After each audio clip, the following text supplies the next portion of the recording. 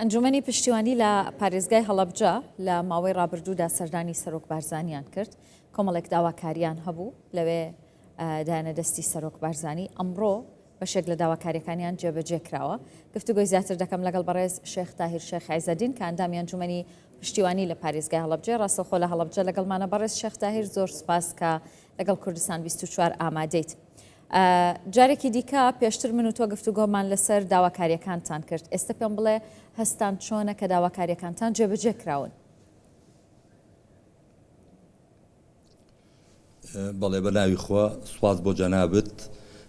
و سوپاس بۆ ئەو دەرفەتەی کە بۆمان ڕخساوە بۆ لە کەناڵە بەڕێز دەکەتانەوە. وەکو خۆت ئاماژەت پێدا پێشتر ئەو داواکاریمان تەقدیم کردبوو و سەردانی بەڕێز کاک مەسعودمان کرد و هەر ئەو کاتە زۆر بە سینەی فراوانەوە هاتە پێش و وەعدیدا کە هەرچی لە توانایە هەیە بیکات کە ئەوەش لە چوارچێوەی گەڕانمان بوو بە سەر سەرۆکی حیزبەکان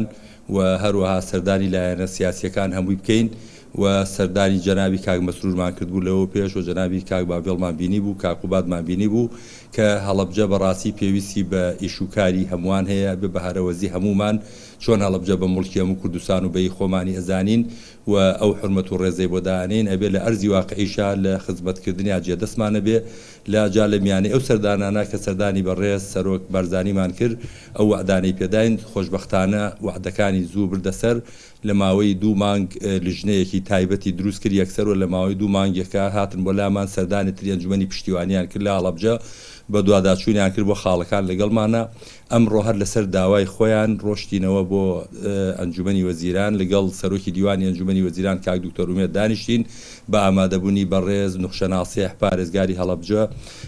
و ئێمە لەوێ دانیشتنوت ئەو شتانی کە داوامان کردبوو ئەتوانم بڵێم جێبەجێ کرا، زۆر باش بوو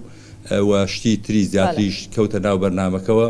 و ئێمە ئومێدمان زیاترە و چاوەڕێی شتی زیاتر ئەەکەین و هەڵەبجە پێویستی بە شتی زیاترە، بەڵام ئەمانشی کە کراوە بەڕاستی بەرزەی نرخێنین. زۆر باشە. ئەگەر ئاگادار بن ئەو 25 میلیارد دیناری کە تەرخان کراوە بۆ کام پرۆژانە خەرجیەکەن؟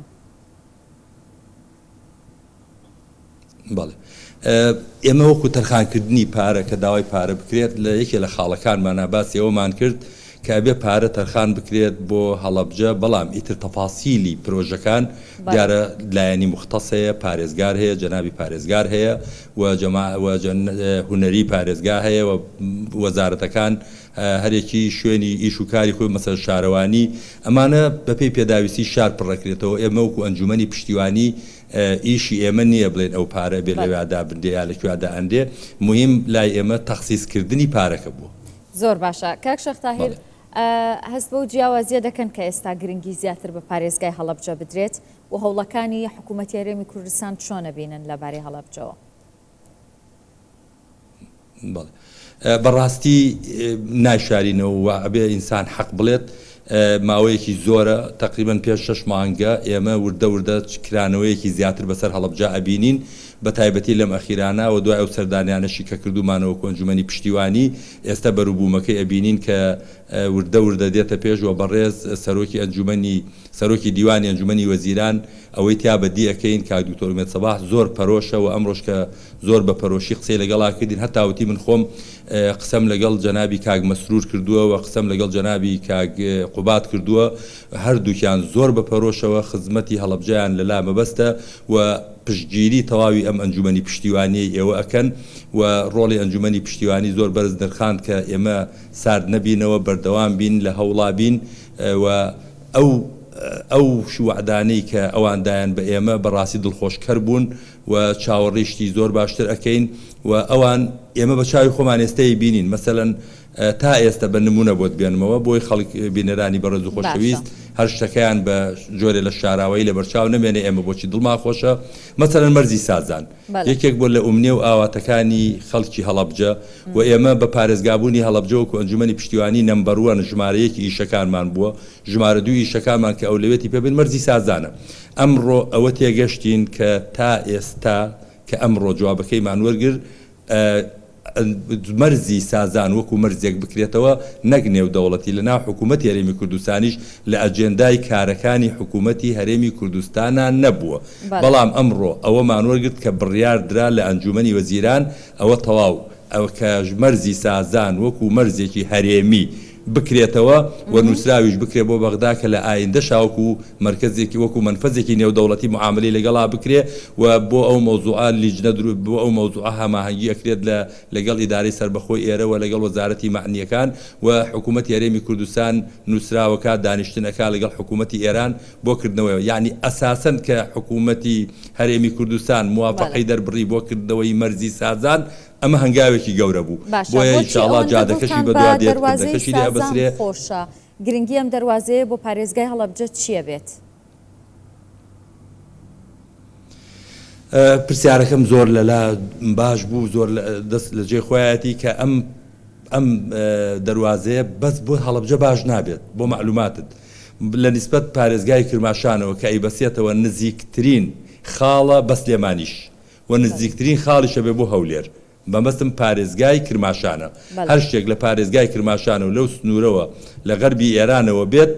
بەڕاستی نزیکترین خاڵ ئەبێت کە ئەگاتە سلێمانی پێش هەموو شوێنێ یعنی لە پێش باشماق لە پێش سەرتەکی بەمۆ ئەم خاڵەی گەێنێتە سلێمانی و لەوە ئەگاتە هەولێرەوە بۆ شوێنی کە بمانەوێت لەبەرەوە ئەمە وەکەوەی کە خزمەتەکەی بۆ هەموو کوردستانە لە ڕوویەوەی کە هەلی کار دروست ئەکا لە ناوچەکە بە تەکید هەلی کار دروستەکە مەخازینی تیا دروستەکرێت ئەو شوێنانی کە شتی تیا هەڵ ئەگیرێ و بازرگانان ڕوئەکەنە ئێرە و لە هەمووی گرنگتر داهاتێک ئەبێ کە ئێمە خۆشبەختانە موافقەی ئەومان بۆ کراوە کە لە سەدا 20 داهاتی مەرزەکان بۆ خزمەتی ئەو شارە بەکاربێتەوە ئەی تەبعان ئەگەر مەرجێک بکرێتەوە لەوێ خۆی بۆ خۆی داهاتە و چەندێکی تیمامی پێ بدرێ و داهاتەکەی زۆرتر بێ لە سەدا 20ەکەش زیاتر ئەکا ئێمە توانین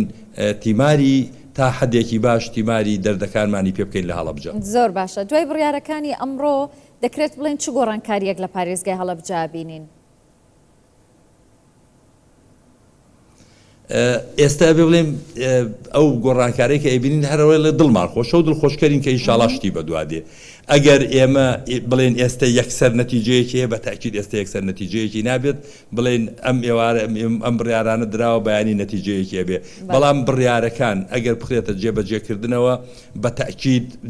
یعنی ئەم دڵخۆشیەمان لەسەر ئەرزی واقعی بینینەوە ئێمە بعد لە کەرتی گەشت و گوزار کرا یعنی کەرتی گەشت و گوزار ئەگەر بێت و هەورامان بکرێ بە جادەی دووسایی دوو شوێنی سیاری تیادا بندێ منطقەی گەشتیاری ئەمە کرێتەوە داهاتێکی زۆر ڕوئەکاتە منطقەکە لەبەرەوە مەسەرەن 250 کەس تاعین ئەکرێ بۆ دروستکردنی ژێرخانی ئیداری لە ڕووی فەرمانبەرەوە بۆ بەڕێوەبەرایەتی گشتیەکانی هەڵەبجە بەڕاستی ئەمەش غیری ئەوەی 250 هەلی کار دروستەکە ئەو فراغ و بۆشایە گەورانە بۆ ئێمە لەم مەرحەلا کە بەڵێ 250 کەمە بەڵام لەم مەرحەلا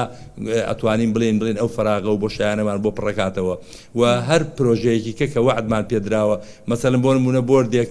کە دروست بکرێ ئەم بۆردەوە بەرهێنان لە ڕووی وەبەرهێنانەوە لە هەڵەبجە